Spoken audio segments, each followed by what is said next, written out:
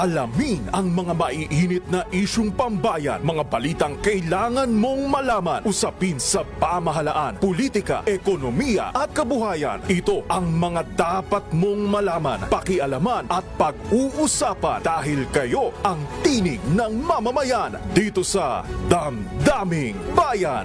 Live sa DZRH Radio, DZRH TV at DZRH Digital. Kasama sina Lakay, Deo Macalma at Elaine Apit. Araw-araw, Lunes hanggang Biyernes. Damdaming Bayan.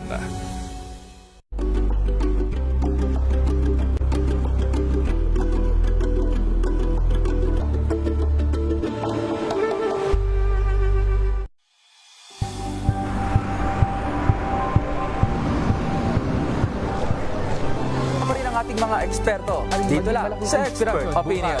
Ito ang Ito The po Better ang News. TNVS. Trending and Isang Battle Show. kwento, iba't ibang anggulo. Dito sa Point. Mga kalunas, dahil sa inyong pagtitiwala, ang Lunas ay may extension na. Lunas Extension. Magandang gabi, Luzon, Visayas at Mindanao. Faith Salaver Clamor po ang inyong kasama. Ito po ang programang Lunas Extension. Ngayong Tuesday ng gabi, isang talakay na naman po tungkol sa pangangalaga sa ating kalusugan at para pag-usapan ngayong gabi ang men's health. So kalusugan ng mga kalalakihan ang ating pag-uusapan ngayong gabi. Makakasama po natin urologist and associate professor po sa UERM. Past president din po siya ng Philippine Urological Association and president-elect ng Urological Association of Asia. Kasama natin si Dr. Samuel Erastorza or Doc Sam natin kilala sa ating programang Lunas. Doc Sam, magandang gabi po sa inyo. Magandang gabi, Faith, and magandang gabi sa ating mga televiewers out there. Yes, sa ating mga listeners and televiewers, Doc, Luzon, Visayas at Mindanao. Men's health. Madalas, Doc, bilang isang mga lalaki, parang ayaw niyong pinag-uusapan yung health niyo kasi talagang macho effect. Sa'yo ko narinig din, Doc, macho effect yung mga lalaki. Kailangan malakas kayo palagi. Pero maraming pwedeng maging sakit ang mga kalalakihan, Doc. Ay, yes, of course. Para di kaming like any other person, katulad ng mga babae na prone din sa mga sakit. And may mga particular na sakit na medyo mas common sa amin mga kalalakihan, katulad ng prostate, di ba? Meron din kami tinatawag na male menopause. Hindi lang yung babae na menopause. And then, of course, ang medyo particular sa amin, yung prostate. No? Kami lang may prostate at isa yung sa pinaka-common na problema, yung paglaki ng prostate, whether benign or cancerous. So, yun. And then, otherwise, pras-pras na tayo ng babae. Pwede rin kami magkaroon ng bato sa daluyan ng ihi, infection sa daluyan ng ihi, UTI, no? Cancer sa daluyan ng ihi. Doon, medyo halos pras-pras na tayo ng sa babae. So, ayun, Doc, no?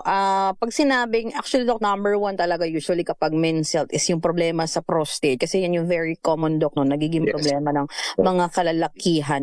Kasi tama ba ako, Doc? Merong prostate cancer na tinatawag na isa yan sa mga kinakatakutan ng mga kalalakihan. So, pag prostate cancer ba, Doc, ano ang mga cause ng pagkakaroon po nito? Yes. Una, pag-usapan mo natin na lahat ng lalaki may prostate. Na pagkapanganak pa lang may prostate na ang lalaki. Hindi yung lalaki bigla, Dok, nagka-prostate ako. Hindi. Sa pagkapanganak lang ng lalaki, may prostate na yan, no? Fortunately lang, pag tungtong ng 40, nagsisimulang lumalaki na siya. And ang paglaki niya, pwedeng benign, no? Or pwede rin cancerous. Yung cancerous, yun yung medyo, natin, pinagbabantayan talaga. Kasi katulad ng ibang cancer, pwede talagang ikamatay ng pasyente, no? Pwedeng kumalat at later on, pwede ikamatay ng pasyente. And eto, no? Isa sa pinaka-common na cancer sa mga kalaki, between number 4 and number 5 sa pinaka-common na cancer sa mga kalalakihan. So, talagang medyo major problem dito sa aming kalalakihan. Ang kagandahan lang doon is pwedeng maagapan. No? Just like with any other cancer, pag nakuha mo maaga, pwede siyang maagapan.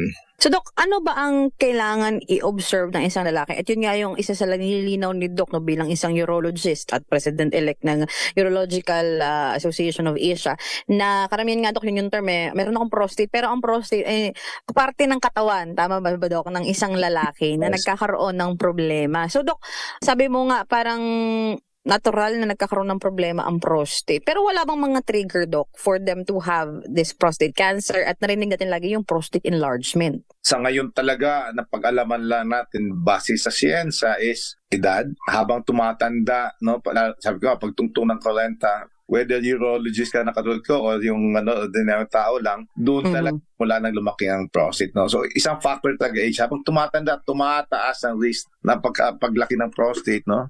Whether benign or cancerous. Next is genetics. Meron tayo lahi-lahi din po talaga.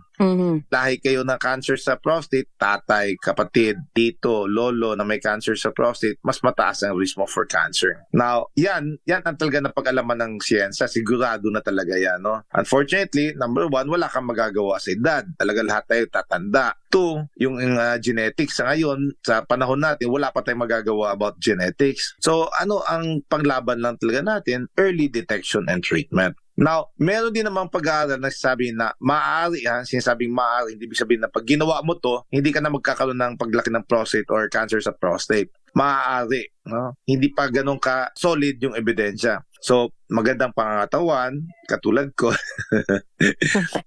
Pag-inom na maraming tubig, pagkain na more on fruits, vegetables, lalo na yung mataas sa lycopene, katulad ng tomatoes, no, ay maaari makapag-prevent ng prostate cancer. On the other hand, pagkain ng matataba na galing sa animal, no, animal fat, more on karne, kulang sa inom ng tubig, kulang sa pag-exercise, pag hindi magandang katawan, no, medyo tabain, yun naman, no, sinasabi na maaaring maging mas prone to prostate cancer naman. So, Doc, ano ba ang kailangan i-observe ng mga kalalakihan nakikinig sa atin ngayon na mga sintomas na pwede nilang maramdaman kapag nagkaroon ng problema yung kanilang prostate? So, iba ba ito, Doc? Iba ba yung symptoms na mararamdaman nila if it's prostate cancer? Iba din ba pag enlargement lang? Yes. So, una punta tayo sa pinaka-common, no? Ang mas common tawag na benign prostatic hyperplasia, yung kusang lumalaki ang prostate na hindi cancerous. Ito, pag lumalaki, ang unang symptoms, kasi paglaki niya, umiipit siya sa daluyan ng ihi. No? Pag naipit ng daluyan ng ihi, ayun ang mga problema. Mahina ang daloy ng ihi, putol-putol ang pag-ihi, madalas ang pag-ihi, umiiri para lang lumabas ang ihi, nagigising ilang beses, 5, 6, 7, 8 beses sa gabi para lang umihi. No? And then, pagkatapos umihi, may natitira pa. And worse comes to worse, hindi na talaga makaihi at kailangan na sonda. Common ng mga simptomas. At nakikita mo na kagad, ay, malaki ng prostate, kailangan na gamutin. However, sa prostate cancer naman, ang prostate cancer, no, silent siya, tahimik. Maaring may prostate cancer ka na pero walang simptomas. Kasi gatuldok pa lang yung cancer, hindi siya talaga magbabara sa daluyan ng ihi. Maliit pa lang siya para magbara sa daluyan ng ihi. So, maganda ang ihi mo, ang ganda ng pagramdam. Dok, ang galing ng pag-ihi ko, wala akong problema. Bakit may cancer ako? Kasi nga, sa simula, sa early stage siya, usually wala talagang simptomas. Nagkakasimptomas na lang siya pag malaki na ang cancer, medyo advanced na, umiipit na sa daluyan ng ihi, or kumalat na sa ibang parte ng katawan, or sa buto, kaya nakakaramdam na ng sakit ng mga buto-buto. By that time, medyo late na. Kaya, very, very important talaga. At sinasabi namin, pag tungtong ng 40, meron o walang simptomas sa pag-ihi, no? Kahit sabihin mo pa, nakakabasag pa ng paderang ihi ko, doktor, basta pag tungtong ng 40, magpa-examine na kayo. Kasi maaring maganda ang daloy ng ihi nyo, pero meron na kayong prostate cancer. So, ano yan, matik yan na part ng birthday routine dapat, Dok, no, ng isang lalaki. Talagang mag-check up sila ng prostate. Kasi yun nga yung pinapoint ni Doc Sam, no, na parang late stage na usually, tama, Doc, yung mga sintomas talaga. Pero Doc, alam ko before parang mahirap yung treatment nito. Ngayon ba, Doc, mas may mga possible treatment na for prostate cancer at as well as yung pag-enlarge ng prostate? May mga easier surgical procedure na ba na hindi sila masyadong mahahassle kapag nagkaroon sila nito? Yung benign prostatic hyperplasia, no, ang laki na ng pinagbago. Dati may problema ka na sa prostate enlargement, nagbabala na sa daluyan ng ihi, wala, operasyon na kagad, kayod na kagad, na kagad sa prostate, opera na kagad. However, ngayon, ang gaganda ng mga gamot, no, may mga gamot na nagpapaluwag sa daluyan ng ihi at nagpapalit ng prostate para hindi na kailangan umabot sa operasyon. Maaga pa lang na maaga. Sa saka yung mga operation ngayon, Dok, alam ko may mga hindi na kailangan yung hinihiwa, tama ba, Dok? Meron na kayong mga robotics na ginagamit. Yung sa benign prostatic hyperplasia, hindi kaso tinatawag na mga minimally invasive, yung sinisilip nila sa loob ng daluyan ng ihi at pinapaluwag yung daluyan ng ihi. Sa prostate cancer naman, ang prostate cancer, pag meron ka, most likely kailangan mo na talaga ng mas aggressive na treatment, hindi lang yung gamot-gamot lang. Kasi pag pag may prostate cancer, gusto mo maagapan ka agad, gusto mo matanggal lahat ng cancer para ma-cure talaga. When you say cure, ibig sabihin natanggal mo lahat ng cancer. Now, pag gamot-gamot lang, hindi mo magagawa yan. Kailangan talaga may procedure talaga. Ang ginagawa talaga, pinaka-best would be tanggalin yung buong prostate, no? Tama makulani o hindi pala. Tanggal mo na lahat ng cancer sa loob ng katawan. Pag early stage yun. Ngayon, gaganda ng mga ng mga gamit, meron na kami tinatawag na robotic surgery. Kasi yung prostate kasi napakalit lang na structure, no? Mga 20 gramo lang normal yan. Sabihin natin may prostate cancer ka, umabot ng 40, 50, 40 gramo. Pag ikaw ay 90 kilos, wala pang 5%, 0.5% ng bigat mo yan. So, talagang napakaliit niya. Parang siniguelas lang yan, Faith. Yes. Pero, niya, napakalalim doon sa may sa may pelvic area, no? Doon sa may singit-singit doon sa loob-loob ng So, sa mga buto-buto. Kaya ang hirap niyan. And pag inoperahan yan, yung mano-mano lang, yung dati operasyon lang, yung hiwa sa tiyan, no? Dinudukot namin doon sa loob. Pwedeng maging madugo talaga. Minsan na dinudugo kami ng 1.5 liters, 2 liters, kasi pag nagdugo, grabe talaga. Mahirap kasi isa sa pinakamahirap na operasyon yan. Pero ngayon, may tinatawag na laparoscopic surgery na, meron ng tinatawag na robotic surgery na pinapasok na lang ang teleskopyo sa loob ng tiyan, tapos doon nakikita na namin sa loob na gagawa namin na matanggal ng prostate na talagang precise talaga pagkahimay, no? Halos wala na talagang dugo. No? And dahil doon, di na kailangang magsalin dugo, di na masyadong delikado yung operasyon, mas mabilis na rin ang recovery. Pagkatapos ng operasyon sa umaga, pagkahapon, nakaupo na, kumakain na, kinabukasan, naglalakad na. Di katulad dati. So, yes, nag-improve na talaga. Maswerte tayo sa ngayon, no, na ang dami ng mga modalities, ang dami ng mga teknolohiya na nagpapadali na lang sa operasyon. At hindi lang nagpapadali sa operasyon, but nagbibigay ng magandang resulta. Nung tinatawag namin na cancer-free survival. Ibig sabihin na mabubuhay ang pasyente na wala na talagang cancer. Mataas. Ayan. Yes. And that's good news, Doc, no, sa mga kalalakihan. Oo. And early detection pa rin is the best answer para mas madali yung gawing mga treatment, sabi nga ni Doc, no? So, babalikan ko, Doc, itong ating discussion tungkol sa men's health. Ano ba ang mga sakit na pwedeng magkaroon, especially yung mga kalalakihan na para lang sa kanila yung mga sakit na yun, no? Kasi kagaya ng prostate cancer. So, na-mention ni Doc kanina, pag mga menopause, meron ding term for mga kalalakihan na ang iba, Dok, hindi aware sa mga ganitong klaseng sakit na pwede silang magkaroon. Babalikan po natin itong ating talakayan dito po sa programang Lunas Extension pagkatapos lamang po ng ilang paalala. This time check is brought to you by ACS Manufacturing Corporation, ISO certified, maker of world-class quality Pride detergent. RA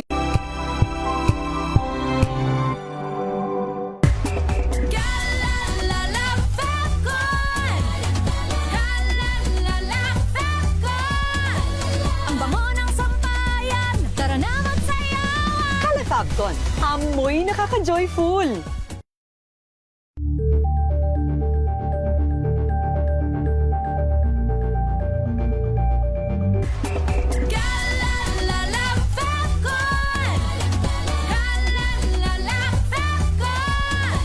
Ang bango ng sampayan, tara na magsayawan! Kala Fabcon, amoy nakaka-joyful!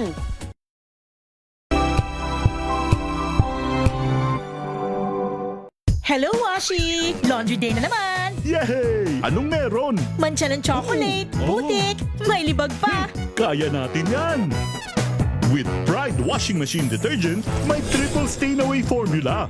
Tanggal ang makapit, madikit, at malupit na dumit mancha. Kaya easy-easy ang labada. Mula noon hanggang ngayon! All you need is pride! All you need is pride! ACS. May nagbago, may arte, may budget.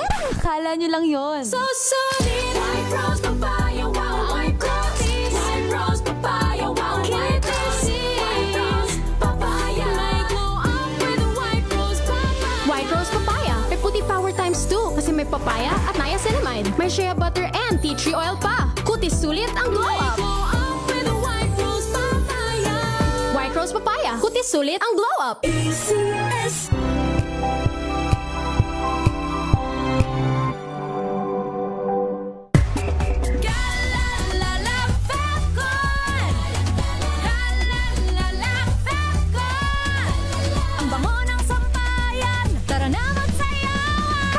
Hilton, amoy nakaka-joyful.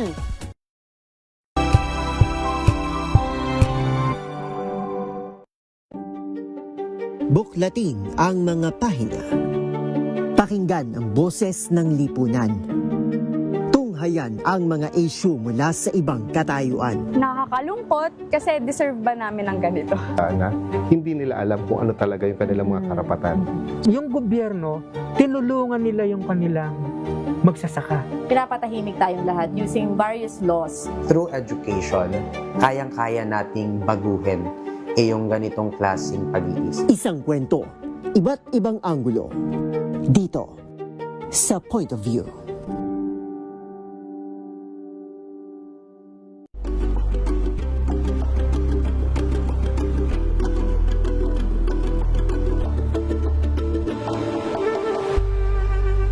Tambalang Anthony Taberna at Jerry Baha ang gigising sa inyong umaga dahil lalatay ang humahagupit na diskusyon at komentaryo Lunes hanggang Biyernes sa 2x2. Angel po si Angelo Palmona sa giiwan sa inyo na isang magandang umaga. Maraming salamat. Life goes on! Nine, good morning, Lakay! Good morning, Sister Ann. At good morning! Magandang mainit na umaga. Angel po si Angelo Palmona sa giiwan sa inyo na isang magandang umaga.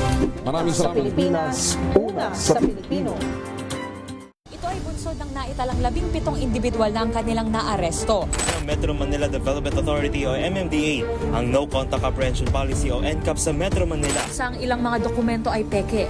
Hindi rin legal ang employment na ipinangako sa kanila. Sa mata ng batas, mananagot ang sangkot at may sala. Dahil sa bawat paglabag, may karampatang parusa. Alamin ang mga pananagutan sa likod ng mga bawal. Dito sa Hoy! Bawal Yan! Tuwing Sabado, alas 11:30 ng umaga. Dito lang sa DZRH TV.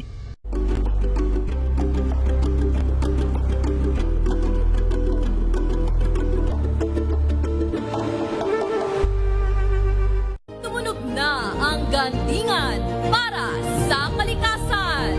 Ang nagkamit ng parangal bilang Best News Anchor ay walang iba kundi si Angelo Palmones ng Magandang Umaga Pilipinas, DZRH Radio 666 kHz.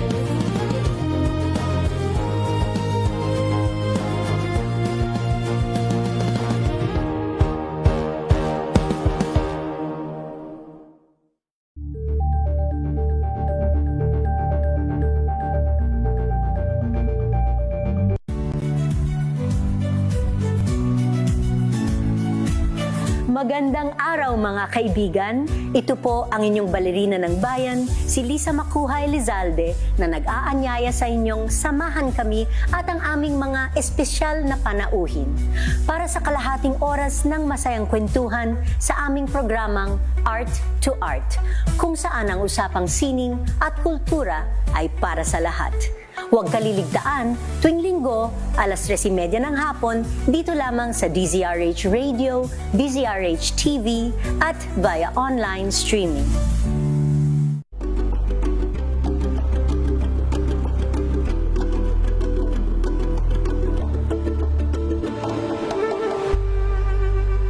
We've got you covered.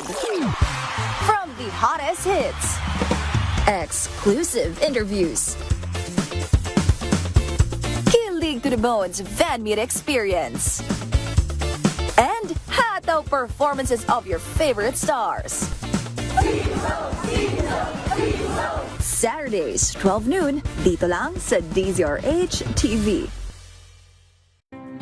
Better news. Una sa Pilipinas, una sa Pilipinas. NBS, Trending and Viral Show. Nakahandang sa ating balitan mga kaibigan sa Rapido Hataw Public Service Hour. Siyempre pa, una sa Pilipinas. Una Yan ang kabuhanan din pala tuntunan ng break time.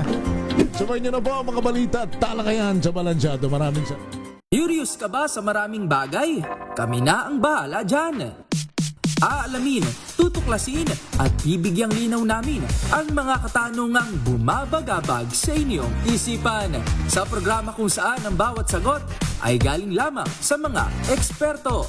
Ang Expert's Opinion, tuwing linggo 3:00 ng hapon, dito lang sa DZRH TV.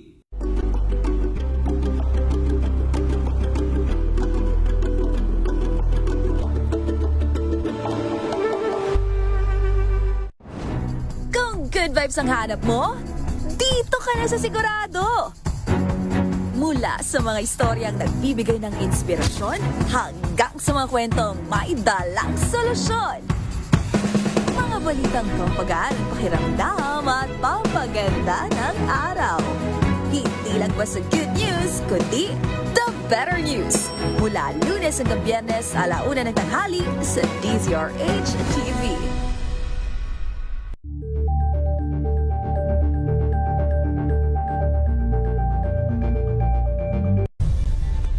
Nagsimula sa pangarap hanggang sa maabot ang tagumpay. Iba't ibang kwento, iba't ibang mukha ng atletang Pilipino. Mas pinatindi, mas pinalakas, at mas pinaaksyon sa match. Lusugan, Lunas, Extension. Nagbabalik po ang ating programang Lunas Extension. Kasama pa rin po natin si Dr. Samuel Erastorza or Doc Sam, pinag-uusapan ng men's health. Bilang mga haligi ng tahanan talagang, Doc, at bilang isang lalaki, kailangan priority ang health ng mga kalalakihan. And aside, Doc, sa problema sa prostate, isa sa mga common na pwedeng maging sakit din ng mga kalalakihan yung andropause, tama ba, Dok? Parang menopause ng mga kababaihan pero andropause sa mga lalaki. So, yung iba kasi, Dok, hindi aware dito. Pareho din ba, Dok? Yung mga sintomas na pwede nilang maramdaman sa nararamdaman ng mga babae na nagme-menopause. Yes, no. Though hindi kasing common sa mga kababaihan na may time clock talaga, may time bomb talaga na pag certain age, kahit gusto mo hindi, talagang magme-menopause no? Darating ka doon. May iba hindi talaga, pero may iba yes, nagme-menopause din pag bumababa na ang testosterone nila. And ang mga simptomas halos katulad din ng babae. Hot flashes, parang silang sinisilaban, no? Kahit na malamig yung yung kwarto, sila parang init na init pa ka rin. And then, bugnutin, yung tinatawag na mood swings, no? Ang behavior, mainitin, bugnutin, mainitin ang ulo, bugnutin, irritable, ganun ang tawag doon. At the same time, no, matamlay din, parang walang gana, no? Mas lalong tumataba, bumababa metabolism kasi. And then, katulad ng sa babae, prone to osteoporosis o nagiging brittle o yung buto, no? Osteoporosis, heart problems, mas prone na sa mga sakit sa puso. Yun. And then sa lalaki, of course, katulad sa babae, yung nawawala na ng gana sa sexual activity, ganun din, nagagawala ng gana sa sex. At yung ayaw ng mga lalaki, erectile dysfunction. No? Hindi na tumatayo si Manoy, wala nang flag ceremony.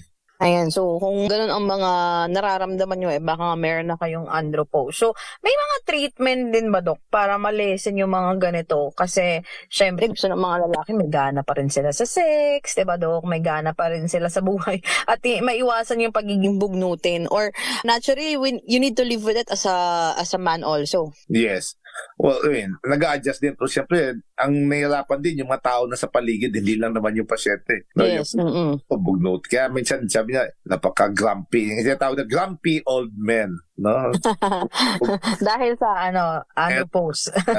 Oo, no? Isa sa mga dahilan yon. And then, yes, pwede namang yon. Importante muna is determine muna kung talaga may andropause. Chine-check namin yung testosterone level sa dugo yun, no? Blood test yun. Chine-check namin kung mababa ba talaga. And then, pag mababa talaga, then chine-check namin, ito ba may posibilidad ng cancer o high risk ba siya for prostate cancer? Kasi importante na wala siyang cancer or hindi siya high risk for prostate cancer. Kasi pag nagbibigay kami ng testosterone, no, maaring gumabi ang prostate cancer niya, no, or maging mas lalo siya magkakaroon ng prostate cancer. So, check namin yan.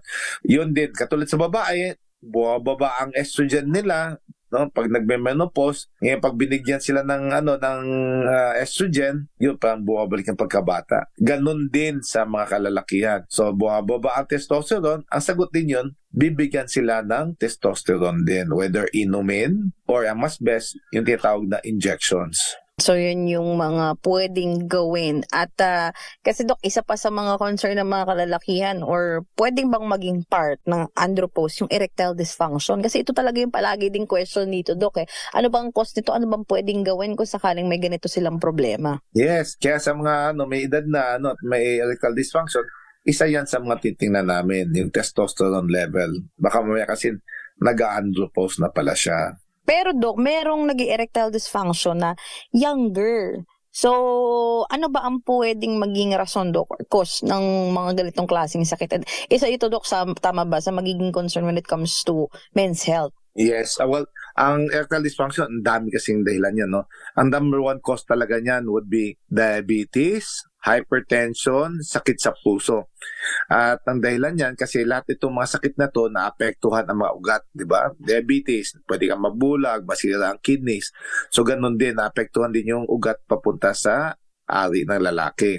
And alam naman natin na walang buto ang ari ng lalaki, ang nagpapatigas po niyan ay daloy ng dugo. So, pag yung mga sakit-sakit na sumisira sa mga ugat-ugat, no, maaring magdulot ng erectile dysfunction kasi humihina na ngayon ang daloy ng dugo doon sa ari nila. So, ang dami yan. Kaya check namin lagi yan. Then, katulad ng kanina, kasama din yung andropause din. Pag sa mga medyo maedad na, no? Kasi habang tumatanda, tumataas din yung diabetes, hypertension. Sa mga bata, kapag wala sila mga diabetes, walang sakit sa puso, walang hypertension, no? Ang common na dahilan ay stress. Sobrang pagod, no? Lalo naman yung mga talagang padre pamilya na kayod buong araw, no? Pag napapagod nila sila, no? Pagod ng katawan. Or pagod yung utak, no? Ang daming iniisip. So kailangan kasi pag nakipagtalik ang isang lalaki, kailangan concentrated. Pag may mga distractions, no, maaring makapekto. So ang tawag diyan is nagkakaroon din ng psychological effect, no? Maraming iniisip, no? And then paano na yan? Mag-worse na yan. Paggrabe yan kasi once na nagkaroon ng isang insidente ng erectile dysfunction, no? Nakipagtalik siya tapos biglang lumambot, nasisira ang confidence, no, ng lalaki. Yes. May psychological factor, Dok, no? So, sa next na makipagtalik niya, no, depende. Bawat isa, depende kung paano niya ma-handle. Iba, parang okay lang. May iba, matuhan na. Iisipin niya kasi, una, napapahiya siya. Two, natatakot siya. So, yan, pag nakipagtalik na siya, maaring isipin, baka hindi naman tatayo. Ayan, tuloy, hindi natatayo. No, kasi, natatakot na, kinakabahan, wala ng confidence. And then, pangatlong beses na naman, mas lalo na kasi nakadalawang beses sa pumalya. So paggrabe na kasi lalong nawawala ang confidence at ng lalaki. Ang kanyang tiwala sa sarili kaya nawawala ang concentration. So yun, isa sa dahilan would be yan, psychological. So kailangan matingnan yan. Isa pa, yung sa cause ng psychological is lalo na pag matagal na sila mag-asawa, no, 10 years na. Dok, wala nang gana, Dok. Pero pag tinanong mo, ikaw, pag nakakita ka sa ibang babae or nakakapanood ka ng movie or pelikula, ano ba, tumitigas ba? Ay, Dok. So, medyo psychological yon, no? Partner nila, no, hindi na masyadong tumatayo. Hindi na may hindi na mahal, pero dahil sa katagalan na, no, parang naging monotonous na yung sexual activity nila, parang nawawala na excitement, no, parang ganito na naman, no? Parang wala nang nabago. Wala parang nagiging routine na lang, parang hindi na siya naging exciting. So yan, ina-advise na namin patingin na ng psychiatrist or psychologist para lang to check kung ano ba nangyayari doon sa nila sa kanang sexual atmosphere o yung sexual relationship nila. And then tuturuan sila kung paano magiging exciting na naman.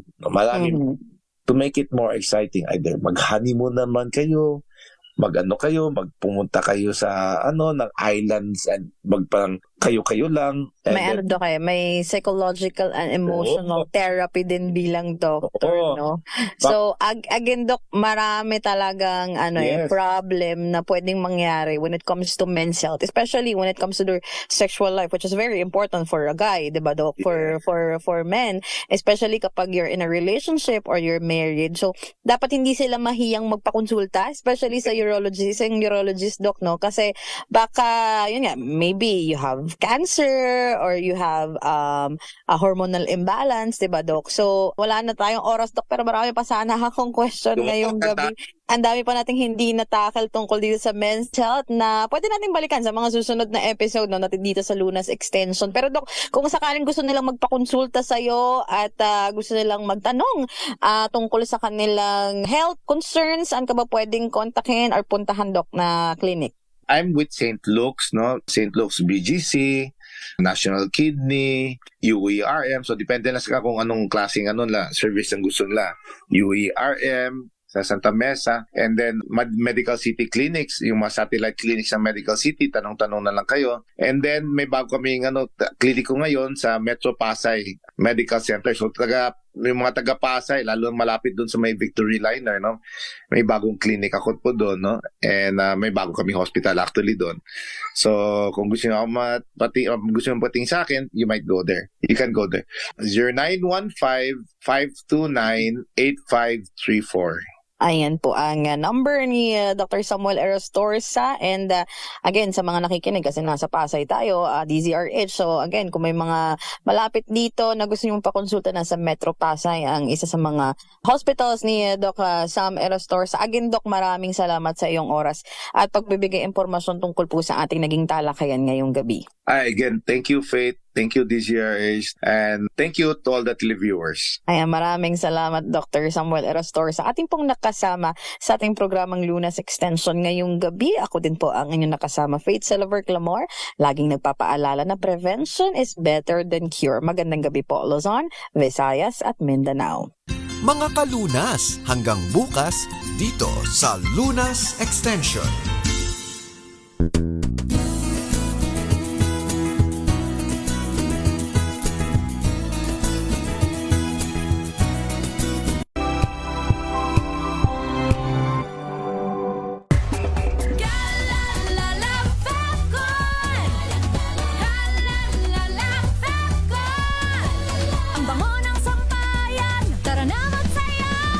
Fabcon, amoy nakaka-joyful. Ang bango ng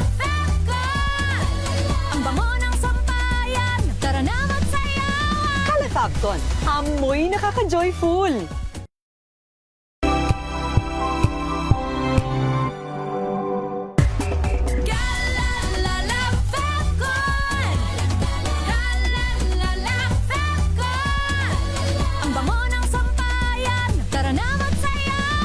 Fabcon, amoy nakaka-joyful.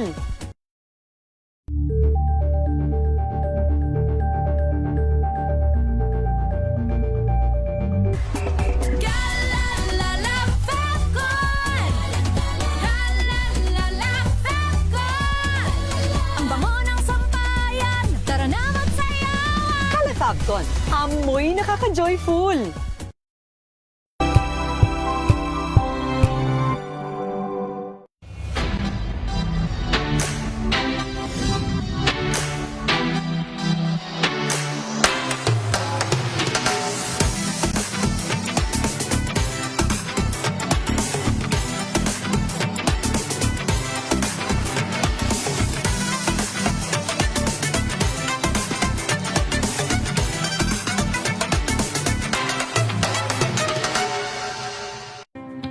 Samahan niyo po ako hanggang 7:30 ng gabi. DZRH Usapang Liga. Magandang gabi Pilipinas, Metro and Mega Manila, Lunas Extension sa DZRH at RH2. Naray si Mayan. At Kisses Habswa. Para sa DZRH, una sa Pilipinas. Una sa Pilipino. Maagang balitaan, maagang usapan sa mga issue at balita. Kasama si Kuya Angelo Palmones sa Magandang Umaga Pilipinas. Mula Lunes hanggang Biyernes.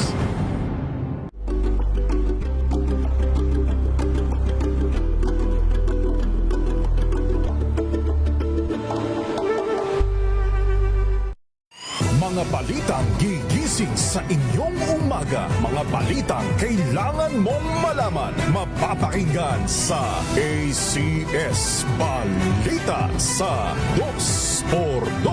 Kasama sina Anthony Taberna at Jerry Baha. Lunes hanggang Biyernes.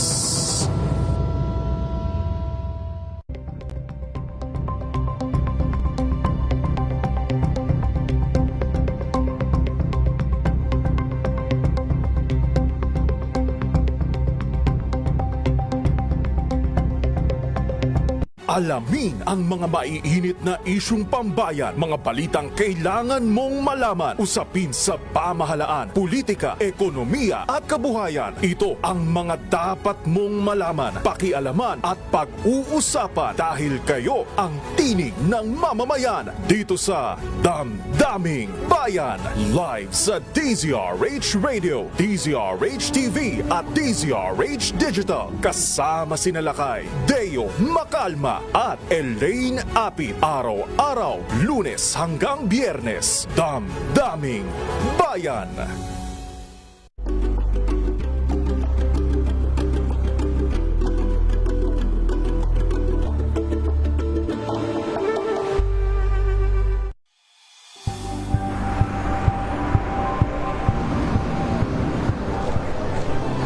Ating mga eksperto. Dito lang sa Expert Opinion. Ito ang The Better You. TNVS. Trending and Isang kwento, iba't ibang anggulo. Dito sa Point. Bawat pananagutan ating tatalakayin dito sa Hoy, Bawal Yan. Pilipino, dito lang sa Ang DZRH happening sa TV. trend, Match up entertainment and lifestyle. Ito ang MBC TV.